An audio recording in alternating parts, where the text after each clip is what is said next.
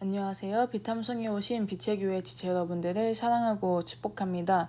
기도하심으로 2023년 4월 4일 비탐성을 시작하겠습니다. 하나님, 오늘 하나님을 바라봅니다. 오늘의 이 비탐성의 말씀이 나의 삶에 빛이 되게 해주시고 그 빛으로 우리의 삶을 살아가게 해주세요. 예수님의 이름으로 기도드립니다. 아멘. 오늘 우리가 함께 볼 말씀은 고린도후서 4장 2절에서 6절입니다. 오늘의 제목은 복음 통로입니다. 오늘의 비탐성의 말씀을 보겠습니다. 고린도후서 4장 2절. 우리는 부끄러워서 드러내지 못할 일들을 배격하였습니다. 우리는 간교하게 행하지도 않고 하나님의 말씀을 왜곡하지도 않습니다.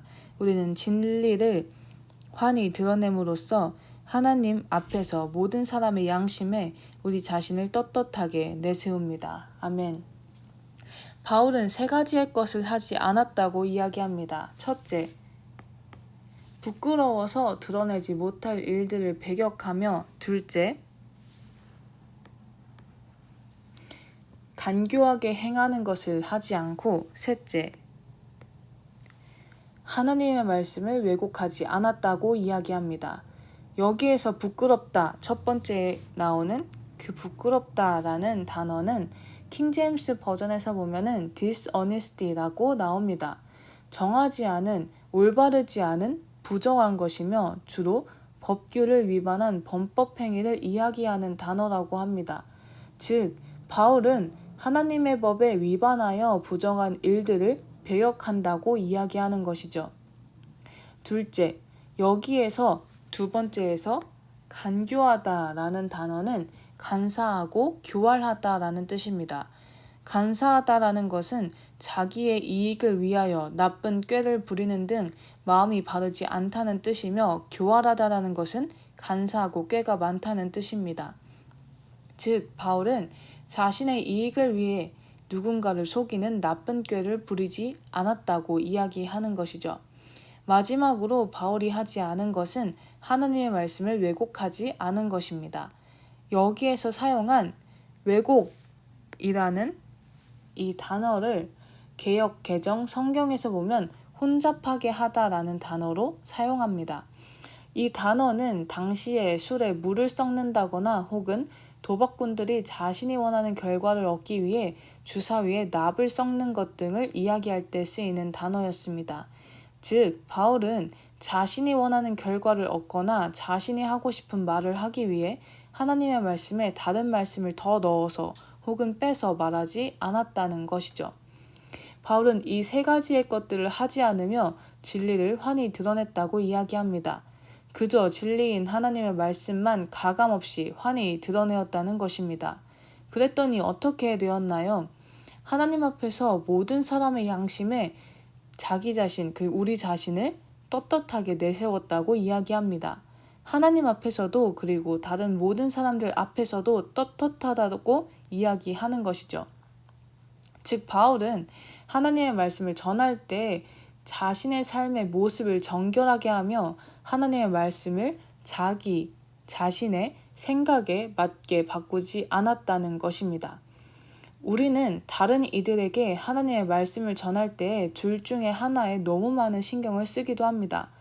우리의 삶만 정결하면 된다고 생각하고 하나님의 말씀을, 복음을 전하지 않고 삶으로만 보이려고 하기도 합니다. 혹은 나의 삶의 모습은 신경도 쓰지 않고 복음만 전하고 말씀만 전하려고 하기도 하죠. 바울은 이 둘 다 옳지 않다고 하는 것입니다. 우리의 삶의 모습도 하나님 앞에 부끄러운 것들을 배역해야 하고 동시에 하나님의 말씀 또한 왜곡하거나 혼잡하지 않게 전해야 한다고 바울은 우리에게 이야기하고 있는 것이죠. 이 두 가지의 것을 모두 하는 것이 올바른 그리스도인의 모습이라는 것입니다. 왜 우리는 우리의 삶으로 또한 우리의 입으로 진리를 환히 드러내야 할까요? 그리고 왜 우리가 이렇게 진리를 전하여도 듣지 않는 사람들이 있는 것일까요? 고린도후서 4장 3절에서 4절입니다. 우리의 복음이 가려 있다면 그것은 멸망하는 자들에게 가려 있는 것입니다.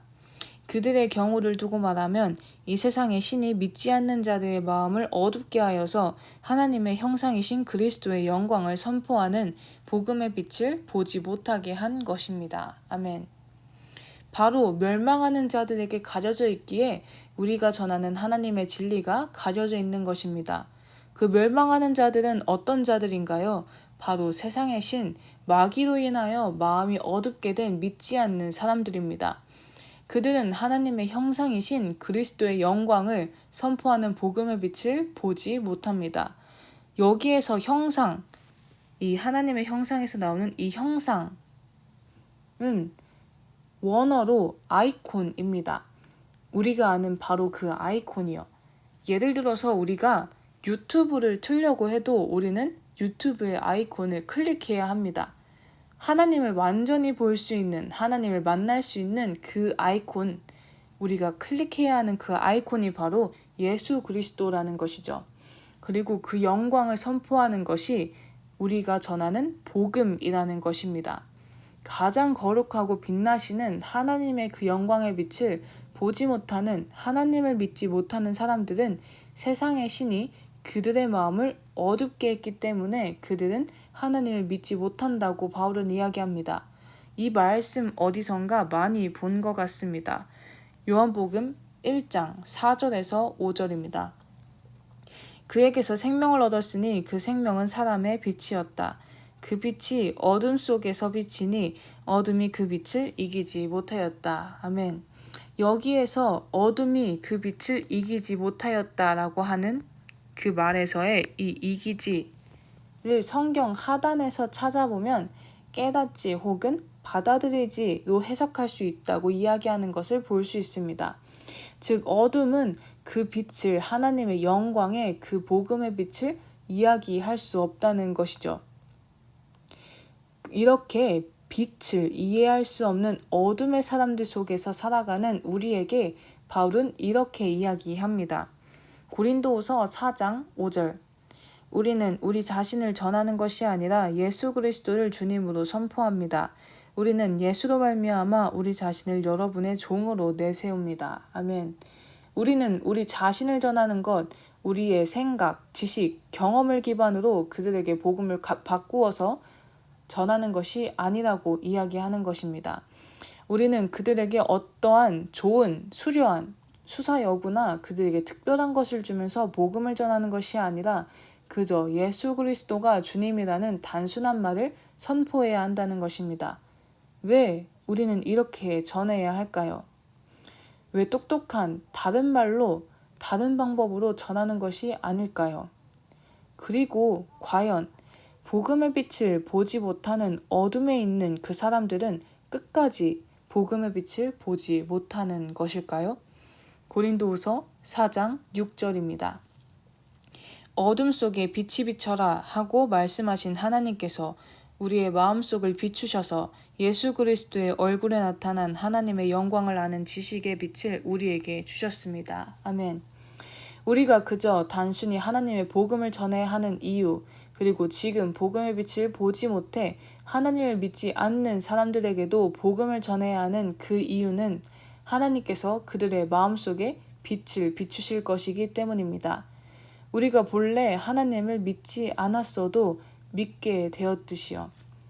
아무것도 없이 혼돈한 깊은 어둠 속에서 하나님의 빛이 있으라는 말씀을 통해 천지 창조가 시작되었습니다. 이처럼 아무런 복음을 듣고 변화될 수 있을 것이라는 기대감조차 들지 않는 어둠 속에 그 사람이라 할지라도 하나님이 마음속에 빛을 비추어 주신다면 그 사람은 하나님을 만나고 믿게 될 것입니다. 그것을 하나님께서는 우리의 입을 통해, 우리의 삶을 통해 이루고자 하십니다. 우리의 입을 통해 그들 또한 복음을 믿고 하나님이 비추시는 빛을 통해 복음을 들은 사람들은 하나님을 믿게 될 것입니다. 여러분, 우리는 복음의 통로입니다. 이 통로 안에 불순물이 많으면 아무리 깨끗한 물이 들어간다 할지라도 그 통로를 통해 나오는 물은 더 이상 깨끗한 물이 아닐 것입니다. 우리의 삶의 모습에서 옳지 않고 부정한 것, 그것들을 우리는 버려야 합니다. 또한 통로가 통로 가운데 구멍이 송송 뚫려 있다면 그 통로에 많은 물이 들어간다고 하더라도 그 통로를 통해 들어간 모든 물이 나올 수 없을 것입니다. 우리가 복음을 전할 때 우리의 생각으로, 경험으로 복음의 진리의 말씀을 재단하지 말아야 합니다. 우리는 복음의 가장 깨끗한 통로로 하나님께서 세우신 사람들입니다. 우리 이것을 기억하고 우리를 통해 흘러들어간 말씀으로 하나님께 돌아올 그 한 사람의 모습을 기대하며 살아가는 우리가 되기를 원합니다. 기도하심으로 비탐성을 마치겠습니다. 하나님 아버지, 우리에게 하나님의 진리의 말씀을 전할 수 있는 기회를 주심에 감사드립니다. 우리가 하나님의 말씀을 온전히 전하는 통로의 사명을 잘 감당할 수 있게 해주세요. 감사합니다. 예수님의 이름으로 기도드립니다. 아멘.